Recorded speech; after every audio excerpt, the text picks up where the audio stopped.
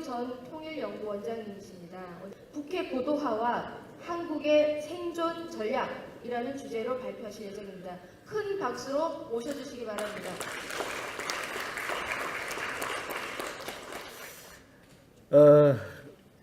만약 여러분 자녀들이 뭐 음식을 먹고 싶은데 그 음식 잘못 먹으면 감기 걸린다. 감기 걸릴 확률이 얼마나 되느냐? 한 1% 된다. 그러면 에이, 그건 뭐 먹지 뭐 이제 이럴 겁니다. 그런데 그 음식 잘못 먹으면 암 걸린다. 몇 %냐? 1%다. 그거 아무것도 아니다. 1% 정도는 그렇게는 얘기 못 하시는 거죠. 사실 지금 한반도에는 핵전쟁의 먹구름이 몰려오고 있다. 핵전쟁이 가능하다. 사실 이런 평가를 할 수 있는 상황입니다. 그런 상황을 염두에 두시고 저는 오늘 제 말씀을 앞서 두 분이 뭐 저명하신 분들이 다 말씀을 하셔서 제가 중복되지 않는 부분이 뭘까를 고민하면서 자료를 좀 만들어 봤는데 앞으로 우리가 해야 될 정책 틀에 대해서 좀 중점적으로 말씀을 드리려고 합니다.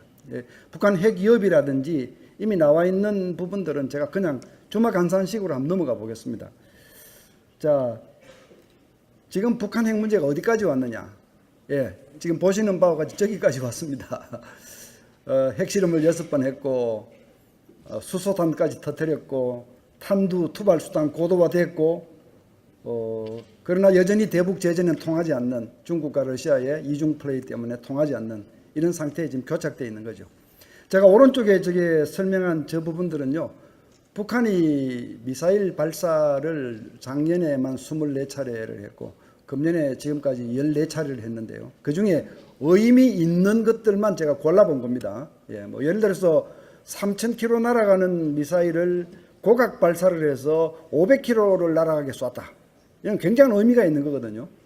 그러니까 뭐 남의 나라 하늘을 지나가지 않게 쏘겠다라고 하는 의미도 있지만 그보다는 중거리 탄도탄 가지고도 한국을 때릴 수 있다 하는 그런 메시지고요. 또 한국이 구축하고 있는 지금 KMAD나 사드로는 추적할 수 없는 속도로 내려 꽂힌다. 그런 사실들을 보여주는 거거든요. 그러니까 이제 의미를 제가 쭉 정리를 해봤고 그 밑에 오른쪽 마지막 부분 제가 이제 저 부분을 조금 중점을 가지고 말씀을 드리고 싶은데 북한이 지금까지 벌려온 게임이 도대체 세계와 동북아 한반도에 어떤 안보 충격을 주고 있느냐. 이게 북한의 그랜드 스트래티지입니다. 북한의 대전략인데 지금까지는 굉장히 많은 성공을 거두고 있다. 그 이유는 방금 말씀드린 이 세 단계에서 이미 엄청난 충격을 주고 있습니다. 그러니까 글로벌 차원, 세계 차원에서는 NPT 체제가 흔들흔들하고 있죠. 그리고 안보리가 무력화되고 있죠. 중국과 러시아가 비토권을 앞세우고 자기 마음에 들지 않는 것은 다 리젝트하기 때문에 안보리가 사실상 무력화되는 이런 현상이 지금 벌어지고 있는 겁니다. 그 다음에 이제 동북아 차원에서 정말 우리한테 신경 쓰이게 하는 일들이 굉장히 많습니다. 북한이 핵실험을 하거나 미사일을 쏘거나 사고를 치면 칠수록 미국과 중국이 이견 대립을 하는 겁니다. 갈등이 시작되는 겁니다. 그러니까 동북아의 신냉전을 심화시키고 악화시키는 이 촉매 역할을 지금 북핵이 하고 있고 북한은 그 틈바구니에서 일종의 그레이스 피어리어드를 누리고 있습니다. 그러니까 내가 아무리 사고 쳐도 전 세계가 아무리 북한을 고립시켜도 나를 살려줄 수 있는 궁극적인 버팀목은 러시아, 중국인데 이 두 나라는 계속해서 더욱더 미국하고 대적하면서 자기를 지켜주는 이런 어처구니 없는 구도가 지금 형성이 되어 있기 때문에 북한으로서는 두려워할 필요가 없는 그런 상황이죠. 이제 더 중요한 것은 그 차원에서 한미 동맹의 이완이죠. 북한이 이 3,000km, 5,000km, 1만 km 날아가는 장거리 탄도탄들을 만들어서 미국을 위협하는 이유는 미국과 핵전쟁을 하기 위함이 아닙니다. 절대로 그런 생각 북한 가지고 있지 않습니다. 미국하고 붙어서 어떤 결말이 온다는 것을 모를 만큼 바보들도 아닙니다. 그러나 괌을 위협하고 미국 본토를 위협하면 할수록 미국 여론은 흔들립니다. 미국 여론이 흔들리면 미국 국민은 계속해서 미국 정부를 향해서 질문을 하는 거죠. 왜 우리가 한국을 지키기 위해서 이렇게 북한의 핵공격 위협을 무릅써야 하느냐. 이게 이제 한미 동맹을 이완시키는 소위 디카플링 이펙트, 이 디카플링 이펙트를 계속 발생시키고 있는 겁니다. 북한이 이런 게임을 하고 지금 이미 상당히 성공을 거두고 있다. 한반도 차원에서는 뭐 우리 다 실감하는 거죠. 한반도의 군사 균형은 이미 붕괴되었습니다. 우리 군이 가지고 있는 이 재래 군사력에서 질적 우위는 사실상 의미가 퇴색되었습니다. 그뿐이 아니죠. 북한이 핵을 사용하면 물론 무섭지만 사용하지 않는다 하더라도 계속해서 한국을 심리적으로 위축시키는 소위 이게 정치 외교적 무기거든요. 북한한테 양보를 해야 되고 북한이 도발하면 강력하게 되받아치지 못하고 우리 사회에서는 북한을 핵을 말리기 위해서는 안보를 튼튼히 하기보다는 북한을 달래야 한다는 이상야릇한 진리들이 확산되는, 그래서 소위 말하는 진보 세력이 집권을 하고 이 사회 주류가 되는 이런 이상한 현상까지 지금 벌어지고 있는 겁니다. 이 현상이 계속되면 남북 관계는 북한이 주도하는 이 운항 관계로 간다. 운항 관계, 송아지와 늑대의 관계로 간다. 초식 동물과 육식 동물의 관계가 어떤 관계입니까? 한쪽은 잡아먹히지 않기 위해서 필사적으로 도망다녀야 되는 이제 이런 관계로 간다. 이 세 가지 차원에서 이미 북한의 대전략은 상당한 성공을 거두고 있다. 이렇게 평가를 해야 마땅할 겁니다. 제가 수소폭탄 실험한 얘기는 이미 신문에 다 났기 때문에 제가 중원본 드리지 않았습니다만은 분명하게 제가 여기서 장담 드릴 수 있습니다. 이번 북한의 핵실험은 200메가톤 넘습니다. 예. 우리 기상청이 발표한 50메가톤은 턱없이 보수적인 평가고요. 적어도 200메가톤, 최대 200킬로톤, 최대 1메가톤까지 가능합니다. 예. 뭐 여러 가지 이유를 들어서 말씀드릴 수 있지만 제가 시간 관계상 생략하겠습니다. 한번 북한의 그 핵무기 연구소가 발표한 선언문을 한번 자세히 한번 읽어보십시오. 그 안에 굉장히 자세히 다 설명해 놨습니다. 우리 일반인들은 그냥 다 스쳐 지나갔는데요. 그 안에 보시면요. 분열탄을 터뜨려서 그 열을 이용해서 융합탄을 터뜨렸다는 그 1단계, 2단계 설명이 자세하게 되어 있고요. 그리고 수소폭탄을 터뜨린 것이 아니라 하이드로젠 밤을 터뜨린 것이 아니라 하이드로젠 디바이스를 터뜨린 겁니다. 본격적인 수소폭탄이 아니다. 이건 수소폭탄 폭발 장치를 실험한 것이다. 그런 얘기가 거기 다 고스란히 담겨 있습니다. 그건 북한이 핵폭탄 못 만들어서 그런 것이냐? 저는 그렇게 보지 않거든요.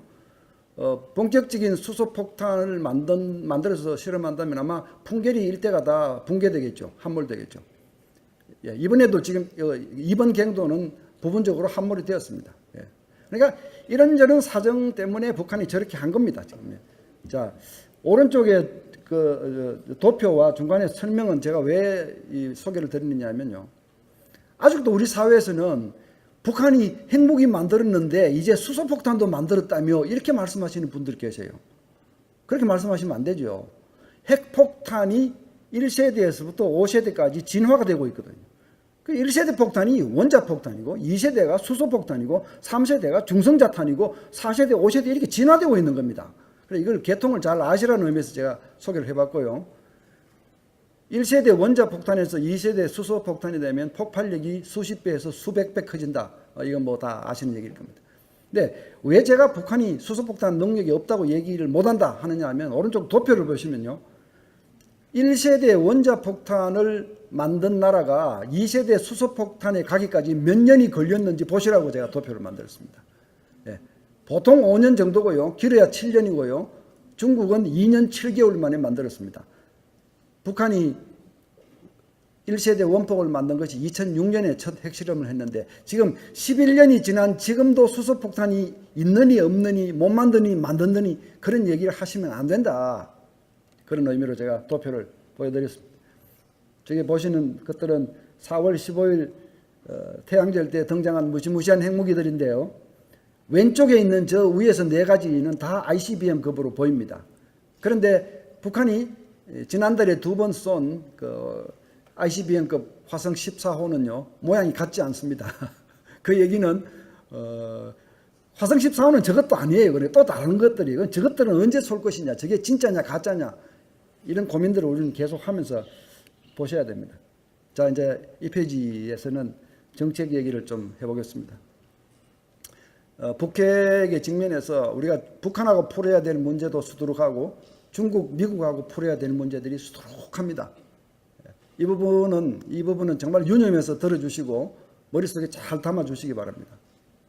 북한하고 우리가 풀어야 될 문제들 너무나 많습니다. 너무나 많은데 그 중에서도 제일 지금 다급한 것이 북한의 핵 공격을 억제하는 것이고 그 다음에 핵 그림자를 막는 겁니다.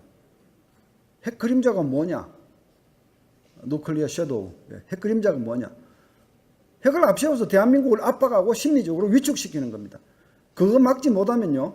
핵 공격을 당하지 않더라도 핵 그림자를 막지 못하면 다시 말씀드려서 우리 국민에게 북한의 핵 공포증에 빠지지 않도록 해주지 않으면 남북관계는 왜곡되고 우리는 북한이 끌려다니게 된다. 그게 굉장한 과제죠. 그리고 이 국론 분열 이런 북한을 상대하는 데 있어서 끊임없이 국론이 분열하고 있습니다. 이런 문제 극복하지 못하면 앞으로 북한은 우리 다룰 수 없다.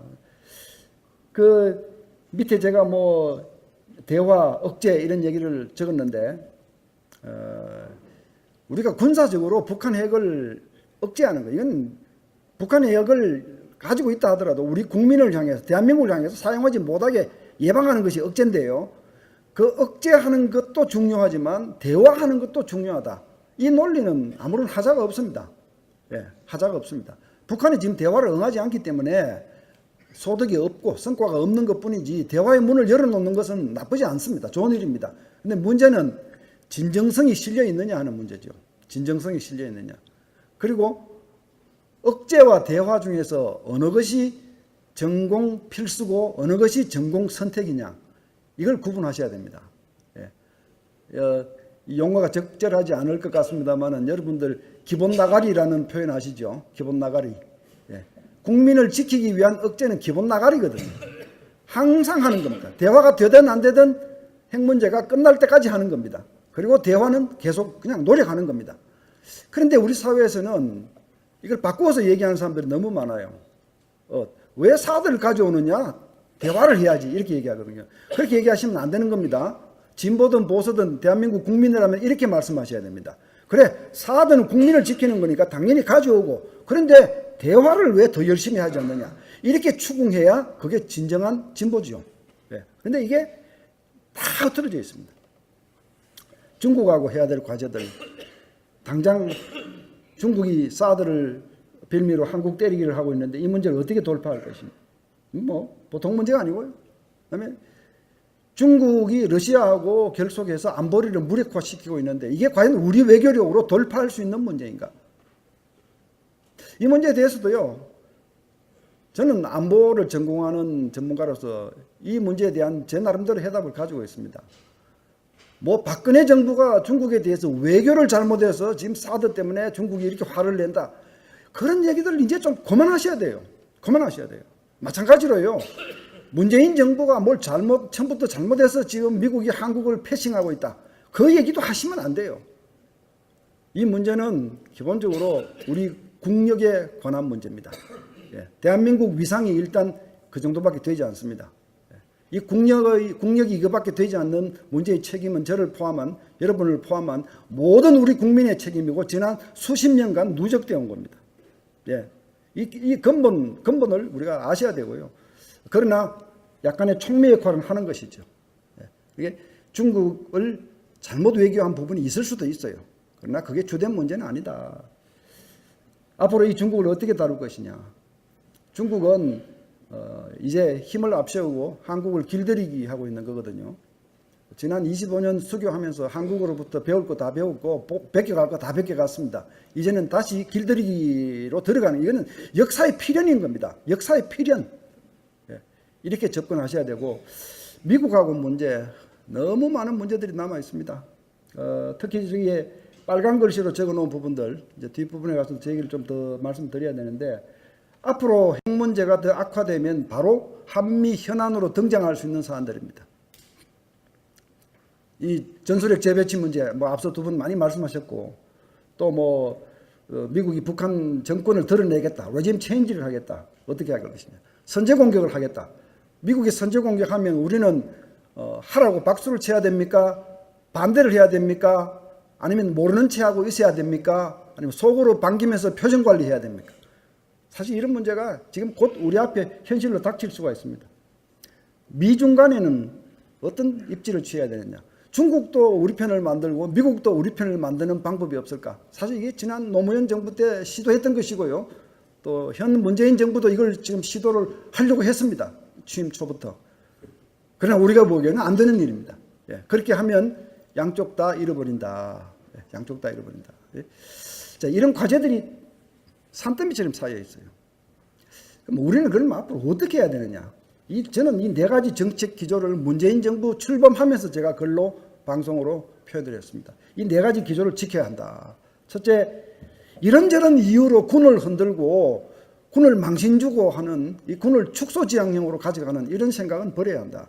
군이 뭘 잘못해도 그 안에 들어가서 남들이 듣지 않는 곳에서 꾸중하고 개선을 해야지 국민 앞에 망신을 주고 군을 위축시키고 양을 줄이고 질을 낮추고 이건 절대로 되지 않는다. 예? 두 번째는 안보를 바탕으로 대북 대화를 해야 한다. 어느 것이 우선인지를 혼돈하지 말아달라는 것이고요. 국제공조를 우선해야 되고 남북 간의 화해 협력하는 것은 국제공조보다 그 아래의 변수다. 이 우선순위를 착각하지 말아달라는 것이고, 네 번째는 얼라이언스 플러스 해칭, 저게 중국과 미국 사이의 일입니다. 안보와 경제는 둘 다 중요하지만 안보가 더 우선이죠.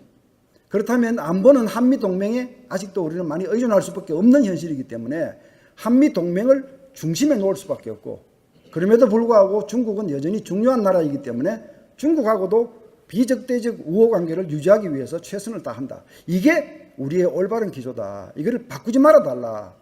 이제 이런 주문을 저는 개인적으로 했습니다. 그런데 실상 새 정부가 출범하고 나서 지금까지 나온 얘기들 중에서는 여러분들한테는 충격이 안 됐는지는 모르겠습니다만 저한테는 큰 충격으로 온 얘기들이 너무 많이 나왔습니다. 그 중에 대표적인 것들 바로 오른쪽에 제가 적어놓은 것들입니다. 전작권 조기 전환하겠다.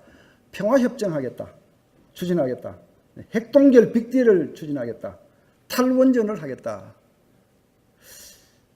저건 대한민국의 운명을 바꿀 수 있는 얘기들인데, 지난 수십 년 동안 저게 북한이 그렇게 원해왔던 것인데, 북한이 저걸 하려고 그렇게 이런저런 술수를 써왔던 그런 일들인데, 그걸 우리 정부가 얘기를 먼저 한다. 이 부분에 대해서 저는 충격을 받고 혼란을 금할 수가 없었는데, 글쎄요, 제1야당에서 보수당에서 왜 이런 문제에 대해서 체계적으로 대응을 하지 않는지 저는 좀 의아스럽습니다. 시간이 남으면, 시간이 허용되면 제가 저 뒷부분에 가서 설명을 좀 더 해보겠습니다. 자, 제가 이제 이 4대 기조를 말씀드렸고, 그러면 우리는 실제로 뭘 해야 되느냐 하는 건 결국은 이 억제도 해야 되고, 제재도 해야 되고, 대화도 해야 되는데, 이 세 가지를 해야 되는데, 북한에 대해서는 억제를 하는 방법은 이런 겁니다. 제가 긴 설명 드리지 않겠습니다.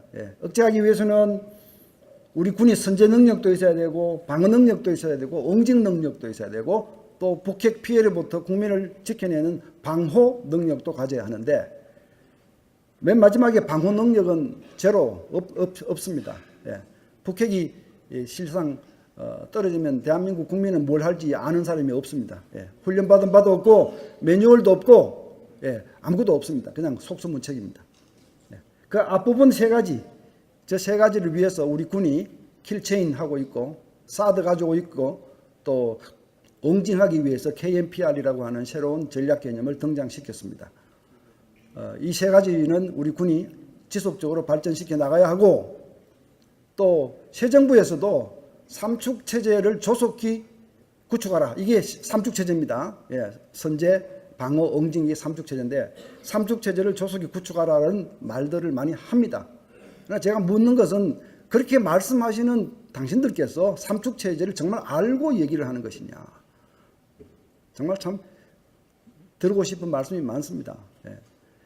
이 삼축 체제는 우리 군이 시작을 했지만 아직은 걸음마 단계고요. 미군이 도와주지 않으면 절대로 해결할 수 없는 부분들이 저게 고스란히 남아 있습니다. 정보, 감시, 정찰 이런 부분은 미군이 도와주지 않으면 아직 멀었습니다. 아직 걸음마 단계인데, 나중에 더 시간을 가지시고 여러분들께서 삼축 체제를 정말 제대로 한번 정밀 검토해 보시고 우리 군이 이 체제를 빨리 강화하기 위해서 뭘 도와줘야 되는가 이런 부분을 좀 연구를 해 주시면 좋겠다 하는 생각입니다. 이스라엘 같은 나라는 지금 사중방어를 하고 있죠. 사중방어. 예, 저 위에서부터 에로 시스템이 요격하고 그게 뚫리면 뒤에 데이빗 슬링이 요격하고 또 그게 뚫리면 패기 하고 마지막에는 또 아이언담이 하고 이제 4단계. 근데 이런 걸 설치하면서 저는 이스라엘 국민들 간에 이것 때문에 분열이 일어났다, 뭐 데모가 있었다 이런 얘기 들어본 일이 없습니다.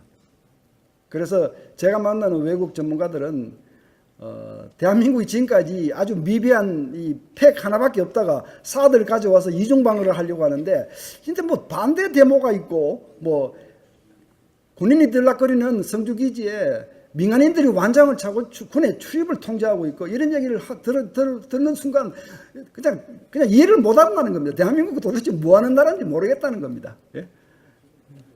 뭐 감안하시면 좋겠고요. 제가 이제 지금부터는 뭐 이미 12시가 넘어가는 것 같은데 조금만 참아 주십시오. 제가 한 5분 안에 실으면 예. 뭐 여러분들 바쁘실까봐 제가 이제 그런 겁니다.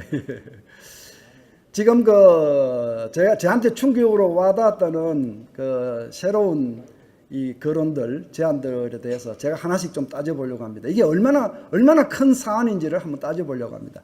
전작권을 가급적 빨리 전환하겠다. 이게 노무현 정부 때 시도를 했던 일이고요. 이제 다시 또 이 문제가 재론이 됐는데 전작권 문제를 거론하려면요. 우선 이 3가지 기준을 먼저 따져야 됩니다. 이 3가지 기준. 그러니까 첫 번째 기준은요. 지금 전작권 체제와 그분들이 원하는 대로 전작권을 따로 분리했을 때 체제 중에서 어느 것이 북한이 보기에 대한민국을 유린하기가 쉬우냐. 그게 첫 번째 기준이 돼야 됩니다. 그 전면전쟁 일으키기에 어느 것이 쉬우냐 하는 겁니다. 두 번째는 지금 체제와 분리된 이후 체제 중에 어느 것이 한반도 유사시 미군이 달려오기가 쉬우냐. 이걸 보셔야 됩니다. 세 번째는요. 지금 체제와 분리된 이후 체제 중에서 어느 것이 전쟁을 해서 이길 확률이 높으냐. 이 3가지보다 더 중요한 게 있으면 저한테 여러분들 한번 말씀해 보십시오. 이게 우리 죽고 사는 문제를 가늠하는 기준들 아닙니까? 여러분 동의하시죠? 예. 그러면요. 나머지 문제. 전시작전 통제권이 미군이 주관을 하니까 대한민국이 외교적 모습이 우습다. 국가적 자존심이 아주 일그러졌다. 뭐 어쩌다 저쩌다 뭐 중국이 한국의 독자 군사 외교를 인정하지 않는다.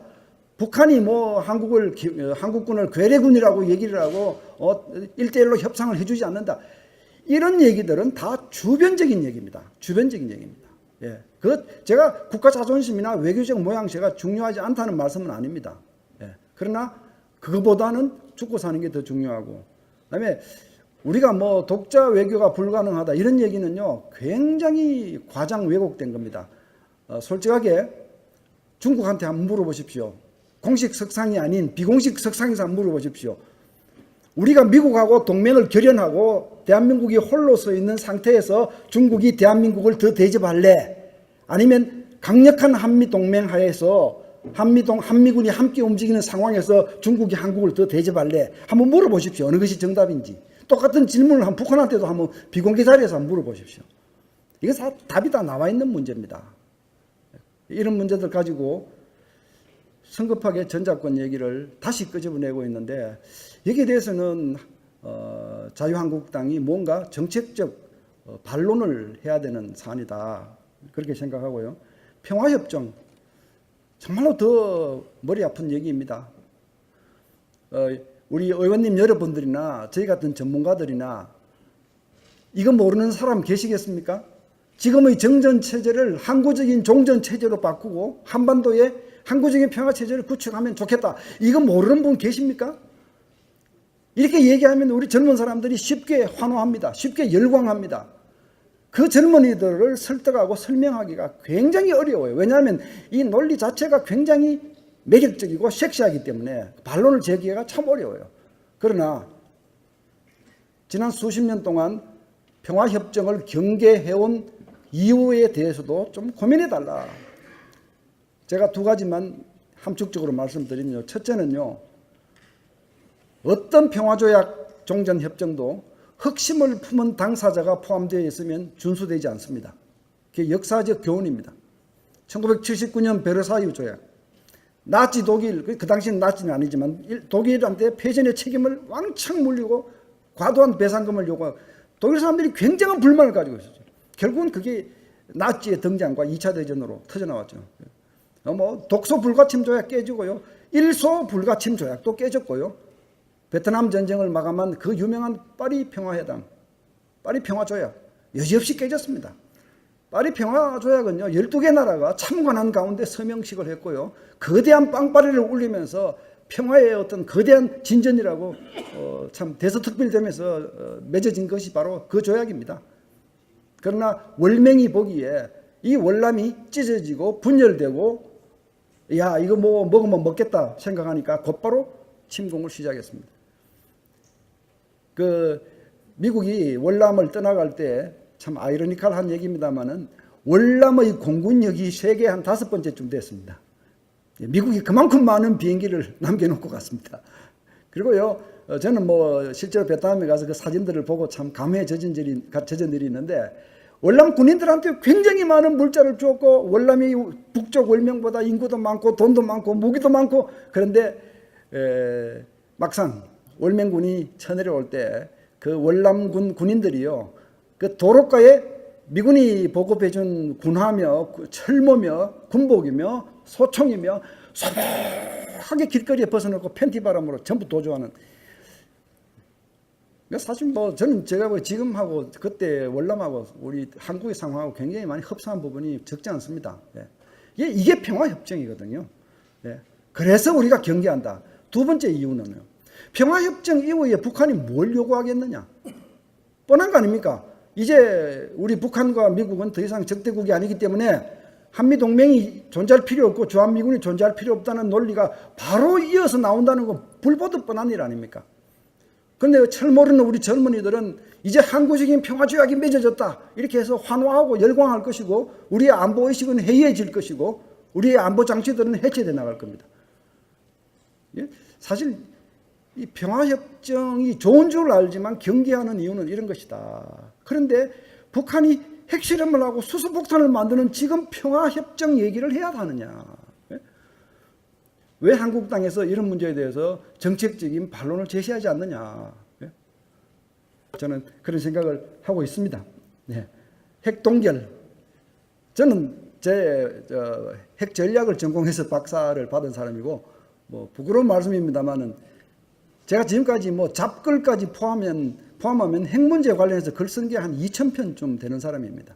그래, 핵 문제에 대해서 제가 생각 안 해본 구석이 있겠습니까? 모든 구석을 다 고민해 봤습니다.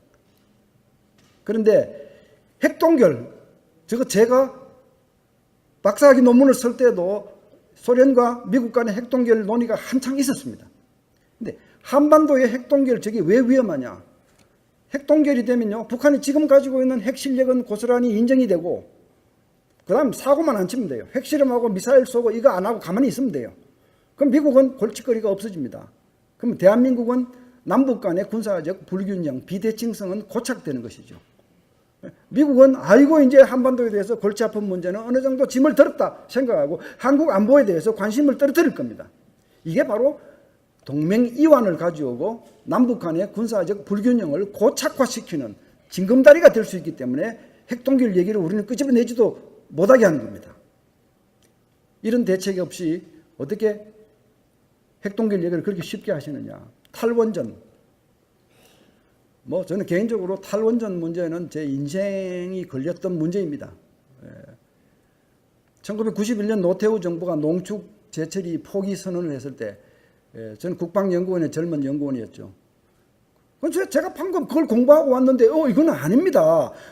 그거 포기하면 대한민국은 잠자리기 없어져서 더 괄세받습니다. 그렇게 하시면 안 됩니다. 라고 얘기했다가 청와대로부터 호되게 두들겨 맞고 결국은 주장을 굽히지 않다가 결국은 제가 국방연구원에서 강제 사직을 당하고 떠났고 7년 후에 다시 복직을 하고, 이게 제 인생에 걸렸던 문제였습니다. 이 문제가 사실. 그런데 많은 세월이 지난 지금 사실 저희 같은 사람이 예고하고 경고했던 대로 되지 않은 일이 하나도 없습니다. 농축제철이 포기하면 우리만 꼽사등이 된다. 우리 원자력 산업만 불굴을 만들고 우리의 핵잠재력만 없애는 것이다. 북한은 결코 말듣지 않는다. 우리만 바보 되는 것이다. 라는 얘기들 그대로 다 진행이 됐습니다. 게다가 지금에 와서는 북한이 핵실험을 계속하고 수포까지 만드는 이런 상황에 우리가 가진 잠재력이라고는요, 비록 농축제철을 하지 못하고 있는 상황이지만 그래도 우리 원자력은 그것 빼고 나머지 상용 부분에서 세계 최고 수준을 이룩했고요. 가장 경쟁력이 높고 경제력이 있는 원전 제작자가 됐고요. 또 우리 기술자들요, 농축 공장 만들어라 그러면 오래 있지 않아서 바로 만듭니다. 제철이 공장 만들라 그러면 바로 만들어냅니다. 핵무기 설계하라 그러면 설계합니다. 사실 우리가 가지고 있는 이 우수한 인력이 그나마 간접적인 잠재력인데 지금 어떻게 탈원전을 얘기할 수 있느냐. 만약 탈원전을 하면 앞으로 중국을 움직일 수 있는 우리 카드가 뭐가 남느냐. 저는 이런 질문을 던지면서 제가 칼럼 쓰면서 그랬습니다. 탈원전 정책은 경제적, 환경적 차원에서 에만 결정할 문제가 아니다. 핵 안보 차원에서 심각하게 고민해야 한다. 여러분도 같이 저와 이 고민을 나눠주시면 좋겠습니다. 전술핵 재반입 얘기는 앞서 많이 말씀드렸는데 저는 그 뒤에 부분 말씀드리겠습니다. 제가 바로 한 일주일 전에 자유한국당에 와서 전술핵 재반입 필요성에 대해서 제가 발표를 한 논문이 있습니다. 제가 시간을 줄이기 위해서 반복은 하지 않겠고요. 그 논문을 꼭 한번 찾아서 읽어보시면 제 논리가 잘 정리가 되어 있는데요. 결론은 이겁니다. 전술핵 재반임이 가져오는 장점도 많고 단점도 많습니다. 그러니까 이게 뭐 전술핵만 가져오면 다 무조건 괜찮은 거야 이렇게 일방적으로 주장하시면 설득력이 떨어지는 저급한 주장이 될 수 있습니다. 네. 우리도 이거는 고육지책으로 생각하는 것이다. 고육지책이다. 이런 입장을 가지시는 게 좋고, 뭐 장점들 제가 정리해 놓은 거 읽어보시면 아실 겁니다. 예. 뭐 남북한의 뭐 군사 균형 해소할 수 있고, 뭐 북한의 핵그림자 효과 차단할 수 있고, 뭐 미국의 한국 코리아 패싱 이거 해소할 수 있고, 전술핵이 들어오면 한미 간에 얼마나 더 결속되겠습니까? 그 관리 운영해야 되니까요. 예? 이런 많은 장점들이 있어요. 그런데 그 중에서 가장 어떤가 하는 장점은 이겁니다. 전술핵이 실제로 들어올 수 있느냐 하는 문제는 어떻게 보면 별개의 문제입니다. 우리가 아무리 원한다고 해서 뭐 미국이 선뜻 그러자 이렇게 할 가능성도 아직 잘 모르겠습니다.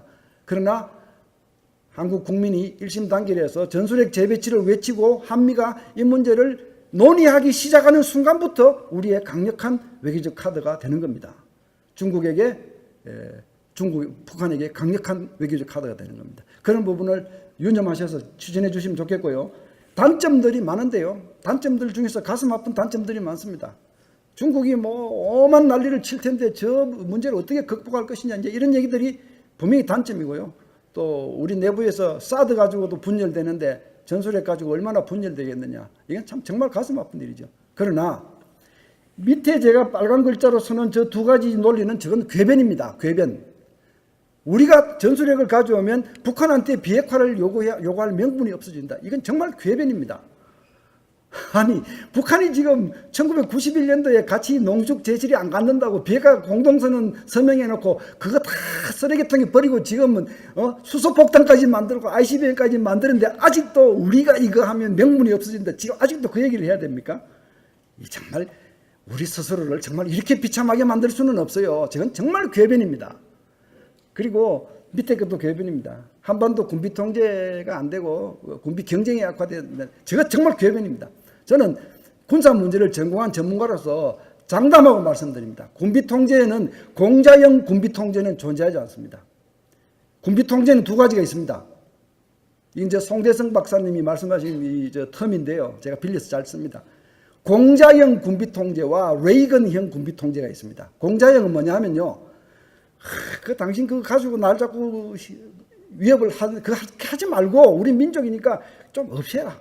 이렇게 설득하고 도와주고 이렇게 해서 무기를 없애는, 이게 공자형 군비 통제입니다. 공자님 말씀을 통해서. 근데 레이건형은 뭐냐면 당신 그거 버리지 않으면 내가 대응하게 되고, 대응을 하게 되면 당신이 감당을 못하게 돼서 당신한테 더 많은 불이익이 온다는 것을 보여주는 겁니다.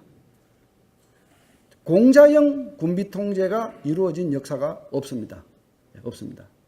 그런데 우리나라에는 왜 그렇게 많은 사람들이 북한에 대해서 우리가 먼저 뭐 가슴을 열고 믿음을 주어야지 북한이 변하지. 아닙니다. 북한이 변해야지 우리가 뭘 가슴을 열어야 됩니다. 아니 왜 그렇게 답답하게 하느냐. 먼저 우리가 신뢰를 보여주고 북한을 믿는 자식. 제가 그래 여보십시오. 지금 말씀하신 것은 개인 간의 덕목입니다. 친구지간에는 그 덕목이 맞습니다. 친구한테 내가 먼저 희생하고 친구의 변화를 기다리는 게 맞습니다. 국가 간에는 그런 거 없습니다. 그 친한 친구도 결혼해서 처자식이 생기면 그 친구의 빚 보증을 서주지 못합니다. 빚 보증 서줬다가 망하면 처자가 굶잖아요. 5천만 원을 거느리는 국가는 절대로 그렇게 하는 국가가 없습니다. 근데 왜 그런 논리가 이 땅에는 성행하는지 모르겠어요. 자, 그 정도로 제가 하고요. 이제 뭐 다 했습니다.